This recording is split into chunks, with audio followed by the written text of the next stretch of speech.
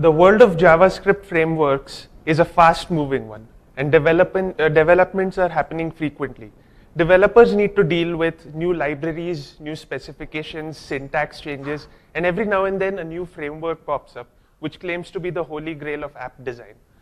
There's been plenty of new stuff happening around the Angular framework and community this past year, with modifications and improvements to our beloved framework, and several successful community events. I'm Rishabh Karnad of Geeky Ants, and I brought you everything new in the world of Angular that you need to know. The latest major release of Angular won't come as a surprise to anyone who's been following the Angular release cycle. Every 6 months there's a new major release, and version 5, named Pentagonal Donut, comes with a host of improvements and bug fixes. Just 2 days ago, 5.1 was released as well, and came with many of its own improvements. The command line tool that is used by developers, the CLI, has seen version 1.6. Now, Angular wouldn't be the superheroic framework that it's called without its compiler at its heart. NGC, the compiler, has been greatly improved to provide dramatically faster rebuilds. This means that the old my code is compiling excuse won't work if you try to slack off during work hours. The compiler itself now operates as a TypeScript transform. TypeScript is the language that's used with the modern Angular framework, and it has its own compiler. TypeScript, the Angular compiler now hooks into the TypeScript compilation process, and it's an intricate mechanism that yields terrific results. It's a beautifully designed piece of software, two beautifully designed pieces of software, one from Google and one from Microsoft, which in the end give us a lot of open source goodness. Cleverly designed Angular web applications leverage the framework's powerful build features. Angular provides things like lazy loading and ahead of time compilation. Apps that are built using the Angular CLI use the ng build command. This time, there's an AOT option that can be provided during the build, which will provide build optimization by default. This means that the compiler will perform tree shaking, which is code minimization, and the removal of decorators.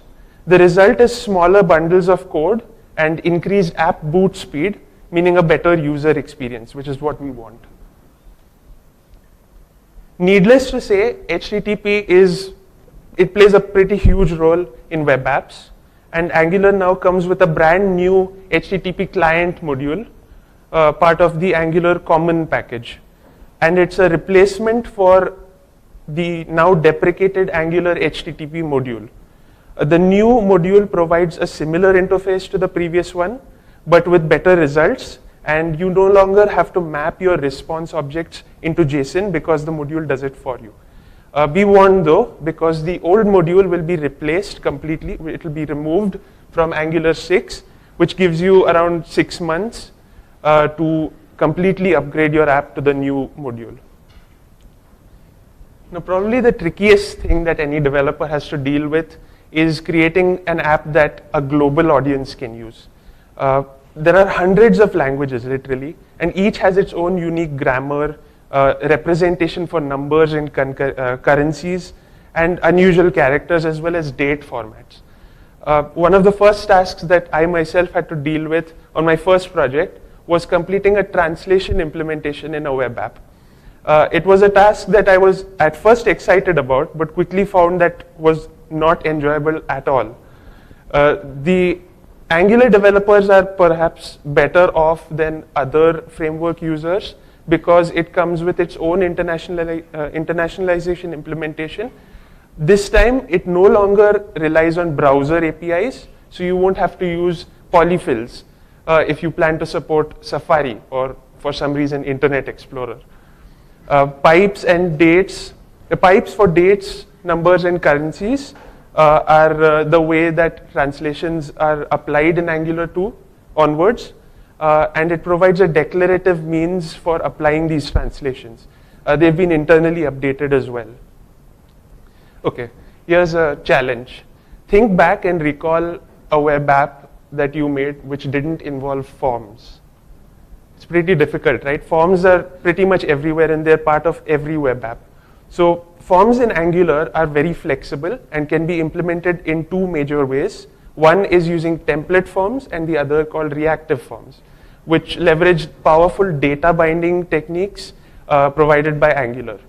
The major improvement is the ability to update forms on blur or on submit rather than the default on change, which exposes a lot of opportunities to optimize form-centric web pages.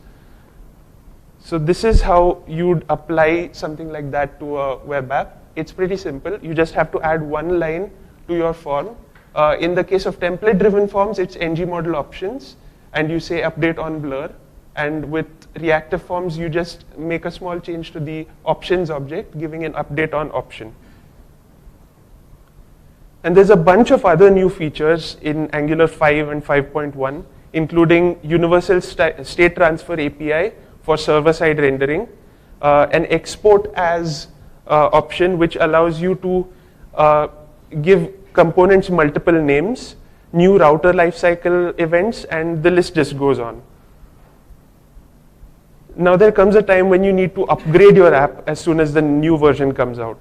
So here's a handy Firebase app which you can use to upgrade. What it lets you do is specify what version of Angular you're currently using and the one that you'd like to upgrade to. And it displays a list of changes, the new modules that you'll have to integrate, and so on.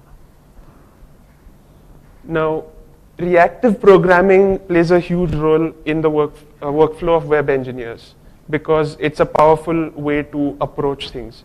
RxJS is the go-to library for JavaScript by ReactiveX, and it's seen a few upgrades of its own.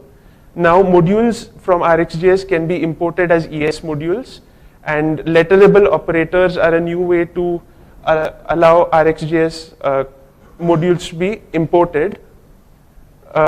And it's an import mechanism which fixes some of the side effects that previously existed, especially during the code splitting phase. So that means that bundle sizes now improve in your apps. There's a new tool out by Narwhal called Narwhal Extensions, or NX for short, and it's an open source toolkit for enterprise grade Angular applications. It's awesome not just because it extends Angular CLI with generators, linters, and libraries, but also because it provides a mechanism to upgrade old AngularJS 1.x apps to the new Angular framework. According to its creators, the core values of NX are productivity, consistency, and safety. You've probably heard of Google's Cloud Firestore. It's probably the most awesome cloud-based NoSQL database to come out this year, and it's a fully managed one. And integrating it into Angular apps is just as easy as it's ever been to use Firebase, with popular Angular Fire 2 library now providing an Angular Firestore module. So now you can interact with the Firestore using an observable stream. A new segment would be incomplete without a few quick highlights about some of the interesting community events that were taking place this year, starting with Angular Mix, which took place in October and was held at Universal Studios in Orlando. It was attended by many members of the Angular team and focused on Angular at scale in the enterprise. So here's the Angular team at Angular Mix. There were many talks and a few workshops by notable speakers, and during the conference, the Angular team announced a new idea called Angular Labs, which is a platform to communicate the balance between new features and stability with the community. And this is done through initiatives, experiments, and projects. Later on in November, Angular Connect was held in London, and attendees were spoiled for choice with many talks, sessions, and workshops, and later on had the chance to relax in a space themed after hours. NativeScript Developer Day in New York City saw a few talks about the role that Angular plays in the world of mobile. And a few sessions were held, including about the development of, about sharing code, Angular code between web and native, and hybrid app development. And finally, here's something to be excited about.